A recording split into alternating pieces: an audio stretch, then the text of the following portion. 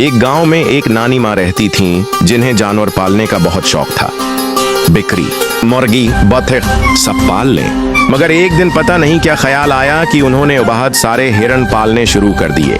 शुरू में सब ठीक था, मगर कुछ दिन बाद हिरन उतने शौक हो गए कि नानी माँ का सहन मैदान जंग लगने लगा।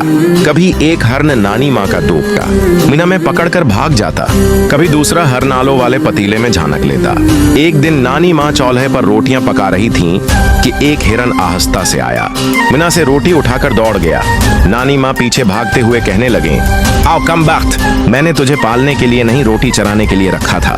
पड़ोसियों को रोज ये तमाशा देखने में मजा आता। कभी हरन नानी माँ के साथ छिप छिप कर खेलते, कभी उनके कपड़ों की रस्सी गरा देते। आखिरकार नानी माँ ने हंसकर कहा कि हरन नहीं, ये तो मेरे गांव के सबसे बड़े शरारती बच्चे हैं। और इस दिन से गांव वाले नानी माँ को हिरन वाली नानी कहने लगे।